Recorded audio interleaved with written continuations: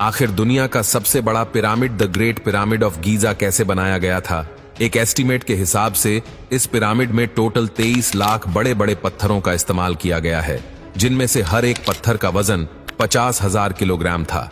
अगर इसके टोटल वजन का अंदाजा लगाया जाए तो इस पिरामिड का वजन 60 लाख टन है। इतना ज्यादा वजन 480 फीट की ऊंचाई तक लेके जाना और हर एक ब्लॉक को परफेक्ट एंगल पर रखना एक ऐसा टास्क है जिसको आज के दौर में मशीनरी की मदद से ही परफॉर्म करने में कई साल लग सकते हैं। तो सोचे ये काम 45 सदियों पहले बगैर मशीनरी के कैसे किया गया होगा। तो चलिए ये सब जानते हैं आज के इस वीडियो में। जिस 13 एकड़ की जमीन पर इस पिरामिड को बनना था, उसका लेवल थोड़ा सा भी आउट होता तो 23 लाख पत्थरों के इस पहाड़ का खड़ा होना बिल्कुल भी मुमकिन नहीं था। इस जमीन को लेवल करने के लिए उस टाइम के इंजीनियर के पास ना ही लेजर लेवलर था और ना ही बबल लेवल। एक्सपर्ट्स का मानना है कि कंस्ट्रक्शन साइट की चारों साइड्स पर खड्डा करके उसमें पानी डाला गया होगा और फिर एक साइड के पानी के लेवल से दूसरे साइड के पानी के लेवल को मैच किया गया होगा। जो जमीन का हिस्सा पानी के लेवल से मैच नहीं कर रहा होगा, उसको छेनी और हथौड़ों की मदद से काटकर लेवल किया गया होगा। कई एक्सपर्ट्स का मानना है कि एंशिएंट के लोगों ने इस सिंपल टूल का भी इस्तेमाल किया होगा, जिसकी दोनों साइड्स पे लकड़ियां और उसके ठीक सेंटर पर एक रस्सी से पत्थर बंधा हुआ है। अगर पत्थर जमीन से टच हो गया और उसकी रस्सी ठीक सेंटर लाइन पर आ रही होगी तो इसका मतलब है कि बीच की जमीन परफेक्टली लेवल है। अब पिरामिड कंस्ट्रक्शन साइट पे डायरेक्शंस भी सेट थी, मार्किंग्स भी हो चुकी थी और जमीन का लेवल भी सेट था। अब बारी थी कंस्ट्रक्शन स्टार्ट करने की, जिसके लिए लाखों टन वजनी और बड़े पत्थर रिक्वायर्ड थे। लेकिन ये पत्थर काटने के लिए ना ही उनके पास ग्राइंडर थे और ना ही जैक हेमर्स। फिर भी उन्होंने 50 टन वजनी पत्थर काटे भी और उनको स्क्वायर या रेक्टेंगल शेप भी दिया। लेकिन आखिर किसकी मदद से? एक्सपर्ट्स का मानना है कि पिरामिड की कंस्ट्रक्शन पे इस्तेमाल होने वाली छेनी सिर्फ कॉपर से ही नहीं बनी थी, क्योंकि उनको भी ये बात मालूम थी कि कॉपर नरम होता है और कॉपर पत्थर नहीं काट सकता। इसलिए इसमें एक केमिकल आर्सेनिक भी शामिल किया गया था। कॉपर और आर्सेनिक से बनाई जाने वाली ये छेनी लकड़ियों के हथौड़ों से पत्थरों पर ठोकी जाती थी और कई घंटों की मेहनत के बाद बड़े बड़े पत्थर शेप में लाए जाते थे।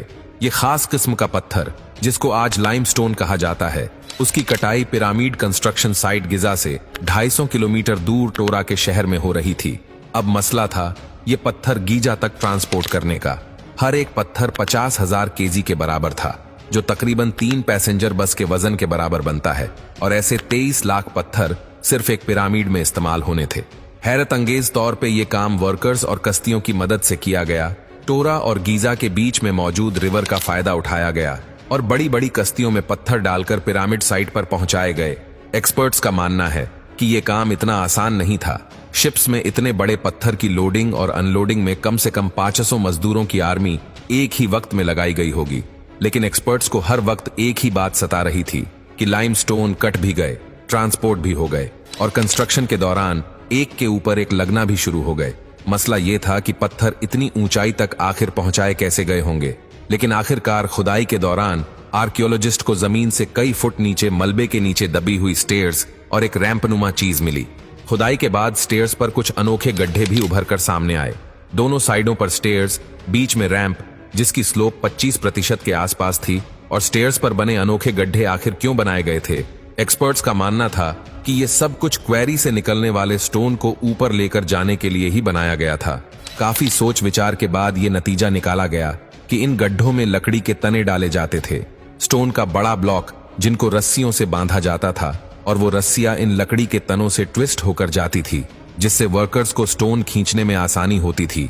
ये माना जा सकता है कि ये लकड़ी का तना उस दौर में पुली का काम करता था। मॉडर्न क्रेन्स और लिफ्टर्स में भी आपने पुली सिस्टम देखा होगा। पुली के इस्तेमाल करने से क्रेन की मोटर पर लोड 50% तक कम हो जाता है। ये बात अब काफी क्लियर हो चुकी थी कि बीच वाले रैंप पर स्टोन का ब्लॉक रखा जाता था, जबकि दोनों साइड्स के स्टेयर्स पर वर्कर्स रस्सियों और लकड़ी के तने की मदद से स्टोन ब्लॉक को ऊपर खींचा करते थे। जबकि स्टोन ब्लॉक की फ्रिक्शन को कम करने के लिए रेती का इस्तेमाल भी किया जाता था। तो इसी तरह से इतने बड़े बड़े पत्थरों को ऊपर ले जाकर पिरामिड्स को बनाया गया था।